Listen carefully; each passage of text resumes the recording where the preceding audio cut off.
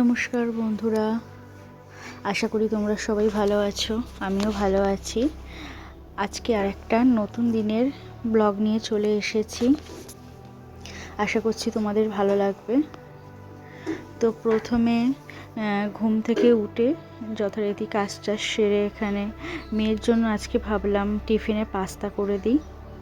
তো সমস্ত রকম সবজি দিয়ে পাস্তা খেতে ভালোবাসে। আর এখানে আমি পাস্তার মধ্যে একটু অল্প সয়া সস আর একটু চিলি সসও দিয়ে দিচ্ছি, অল্প সামান্য একদম। এটা দিলে বেশ ভালো লাগে।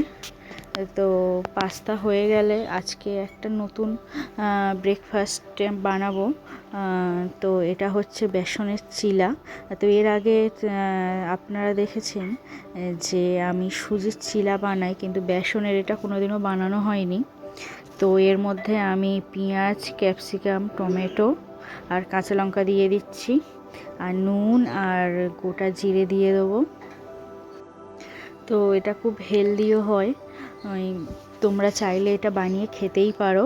অল্প তেল দিয়ে এটাকে দু পিঠ হালকা হালকা করে ভেজে নিতে হবে। আর এদিকে রান্না করতে করতে আমার অলরেডি দেখো গ্যাস শেষ হয়ে গেছে বলে আমি ইন্ডাকশানে এটা করে নিচ্ছি। খুব অল্প টাইমের মধ্যে হয়ে যায়। সকালে একদম যাদের অনেক কাজ থাকে ব্যস্ততার মধ্যে একটু করে নিলেই বেশিক্ষণ লাগবে না। এটা খুব ভালো খাওয়ার পক্ষে। আর এদিকে আমি রান্নাবান্না সেরে নিয়ে মেয়ের এদিকে আমি খেতে দিয়ে দিয়েছি, স্কুলে যাবে। ওকে ডিম সিদ্ধ আলু সিদ্ধ করে দিয়েছিলাম। আর স্কুলে দিয়ে এসে তার মধ্যে আমি এদিকে মাছের ঝোল করে নিচ্ছি। আজকে হাজব্যান্ডকে বলেছিলাম একটু লেজা নিয়ে আসতে, কারণ আমরা বাড়ির তিনজনে সবাই লেজা খেতে ভালোবাসি। পেঁপে, কুমড়ো, আলু দিয়ে একদম পাতলা করে মাছের ঝোল করছি। আর আজকে কোনো কিছুই করা হয়নি, তো এই দিয়ে আজকে ভাত খাওয়া হবে দুপুরের। আর লাঞ্চ করে নিয়ে তো হাজব্যান্ড বললো আজকে চলো আমরা একসঙ্গে খাই।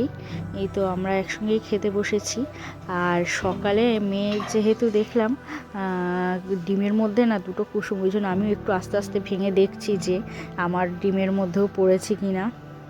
তো দেখলাম হ্যাঁ, দেখো ডিমগুলো একটু বড় সাইজের ছিল। তো প্রথমে দেখে বোঝা যায়নি, যখন ভাঙলাম তখন দেখলাম যে দুটো কুসুম। তো আজকে আমাদের লাঞ্চ এই পর্যন্তই। খেয়ে নিয়ে আমরা একটু রেস্ট নিয়ে নেবো, আবার ফের মেয়েকে আনতে যেতে হবে। এটাই হচ্ছে প্রতিদিনের রুটিন। তো এরপরে মেয়েকে এনে আমি রেস্ট নিয়ে তারপরে সোজা চলে যাব একদম পুরো সন্ধেবেলায়। দেখো সন্ধেবেলায় আমি মেয়েকে পড়তে দিয়ে এসেছি, দিয়ে এসে একটু চা খাচ্ছি। তো এরপরে ডিনার আছে বানানো। আজকে ভাবলাম কি করা যায় দেখি। এই তো কুমড়ো ছিল, সকালে এনেছিল, ওই কুমড়ো আলু সোয়াবিন দিয়ে একটা তরকারি করে নিচ্ছি, নিরামিষ তরকারি খাওয়ার জন্য। আর আজকে যেটা বানাবো সেটা হচ্ছে স্যুপ।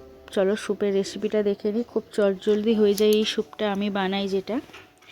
তো প্রথমে অল্প তেল দিয়ে দিচ্ছি, তোমরা চাইলে এর মধ্যে বাটার দিতে পারো। আমি এর মধ্যে গোটা জিরে আর দুটো এলাচ দিয়ে দিলাম। কোয়ান্টিটি হিসেবে তোমরা বাড়িয়ে নিতে পারো এলাচ, একটু গন্ধটা ভালো আসবে। তো এর সবজিগুলোর মধ্যে আমি দিয়েছি হচ্ছে পেঁয়াজ, ক্যাপসিকাম, বিনস, গাজর আর একটু বাঁধাকপি। আমি সব সবজি একসঙ্গে কেটে নিয়েছি একদম পাতলা, একদম ঝিরিঝিরি করে। তো তেলের ওপর দিয়ে এগুলো হালকা নেড়ে ছেড়ে নিতে হবে, ভাজার দরকার নেই। কাঁচা গন্ধটা ব্যাস চলে গেলেই হলো। দিয়ে এর ভেতর জল দিয়ে এটাকে ফুটে উঠলে এর মধ্যে আমি নুন আর গোলমরিচ দিয়ে দেবো। কোনো মশলা দেওয়ার দরকার নেই, সিম্পল একদম। কিছু না থাকলেও হবে, একটু সবজি থাকলেই হবে। আর একদম শেষে আমি একটা ডিম ফেটিয়ে নিয়ে এর মধ্যে দিয়ে দিচ্ছি। ডিমটা দিয়ে সঙ্গে সঙ্গে একটু নাড়তে হবে, না হলে ডিমটা পুরো একদম বসে যাবে। শেষে গোলমরিচ গুঁড়ো দিয়ে আমি এটাকে একদম গ্যাসটা অফ করে দেবো। তো আজকে আমাদের স্যুপ রেডি একদম খাওয়ার জন্যে। তো আজকে আমাদের এই যে ডিনার। তো আশা করি ভালো লাগলো। Tata, bye bye.